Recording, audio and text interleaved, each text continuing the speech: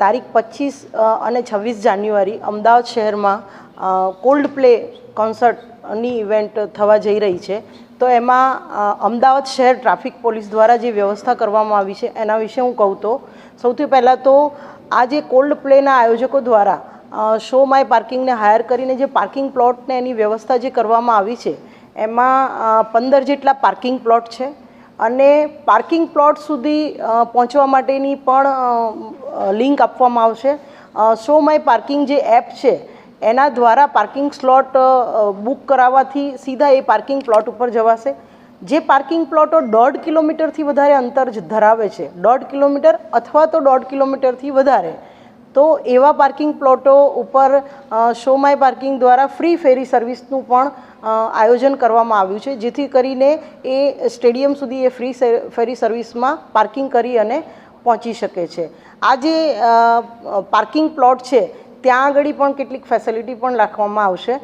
તદુપરાંત જો હું વાત કરું કે ગવર્મેન્ટ ટ્રાન્સપોર્ટેશનની, તો મેટ્રો ટ્રેન દ્વારા પણ એની ફ્રિકવન્સી વધારવામાં આવી છે અને લગભગ દર 7 મિનિટે મેટ્રો ટ્રેન પણ ત્યાં સ્ટેડિયમના ગેટ સુધી આવશે અને એની ફ્રિકવન્સી પબ્લિકના ધસારા ઉપર સતત વધારવામાં આવશે। એ જ પ્રમાણે BRTS અને AMTSની પણ ફ્રિકવન્સી વધારવામાં આવી છે।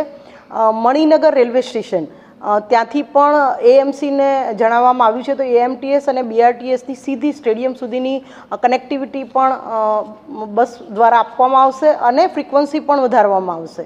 એ જ પ્રમાણે મેટ્રો સ્ટેશન કાલુપુર રેલવે સ્ટેશને આવતી ટ્રેનો, કારણ કે ગુજરાત બહારથી આવતા જે પ્રેક્ષકો છે એમના માટે કાલુપુર રેલવે સ્ટેશન અને મણિનગર રેલવે સ્ટેશન જ્યાં ઉતારવામાં આવશે ત્યાંથી આ મેટ્રો ટ્રેનની પણ ફ્રિકવન્સી વધારવામાં આવી છે અને કનેક્ટિવિટી આપવામાં આવેલ છે। તદુપરાંત આપને જણાવું કે કદાચ એરપોર્ટ કે ત્યાંથી ઓલા ઉબર કરીને આવનાર જે પ્રેક્ષકો છે એમના માટે પણ આપણે સાબરમતી મેટ્રો સ્ટેશન છે ત્યાં ડ્રોપ પિકઅપ પોઈન્ટ છે અને આ બાજુ 4D મોલ વિસદથી ગાંધીનગર તપોવન રોડ ઉપર 4D મોલ છે ત્યાં પણ પિકઅપને ડ્રોપ કરી શકાશે ઉબર ઓલાનો જો ઉપયોગ કરતા હશે તો તેવા પ્રેક્ષકો માટે। આ જે ઇવેન્ટ છે એમાં જનપથ ટીથી મોટેરા ટી સુધીનો જે માર્ગ છે એ તારીખ 25 અને 26 બપોરે 12 વાગ્યા પછી ઇવેન્ટ પૂરી થાય ત્યાં સુધી બંધ રાખવામાં આવશે વ્હીકલો માટે।